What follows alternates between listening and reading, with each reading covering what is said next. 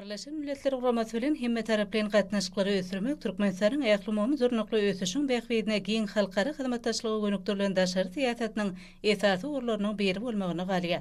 Uzak ýyllaryň dowamyna bu ýeri we awryla halkara guramanyň agentlikleri hemde döwlemleýin idaralary ýordamyda durmuş ykdysadydan ösürmek maksatnamalaryny durmuşa geçirmekde uzak möhletli strategik hyzmatda çökmüne çykşy diýerler.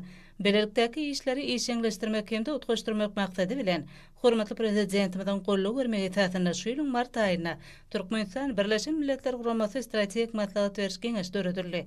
Bu geňeşde bolan dialogy giňeltmäge gönükdirilen täze netijeli çemeleşmeleri işläp taýýarlamak üçin netijeli meýdança ýuruldy.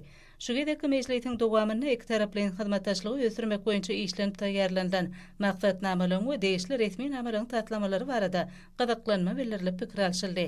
Olaň hataryna Türkmenistan bilen Birleşen Milletler Guramasynyň arasynda durnukly ösüş uruny 2026-2030-njy ýyllar üçin hyzmatdaşlygyň çarçowy maksatnamasy, ýaşlar parahatçylyk we howpsuzlyk adly Birleşen Milletler Guramasynyň agentlikleriniň bilelikdäki maksatnamasy, şeýlekem bilim saglygy goraýyş, ýaşyl energetika we sanlylaşdyrma ugurlary boýunça Birleşen Milletler Guramasynyň Türkmenistanyňky düzüm birlikleriniň bilelikdäki maksatnamalary bar. Geljekki işleňler tutulýan ugurlary hemde ýurdumyzyň başlangyjy bilen halkara parahatçylyk we anlaşma ýyly baglan edilen 2025-nji ýylda meýleşdirilýän çäreler baradaky aral maslahatlaşmalaryň barşyna Birleşen Milletler Guramasynyň wekilleri ynançykly özara bähbidli hyzmatdaşlygy ýoly goýmakda alyp barýan giň ýerimli işleri netijeli çemeleşmeleri üçin Türkmen tarapyna hoşarlyk bildirdiler.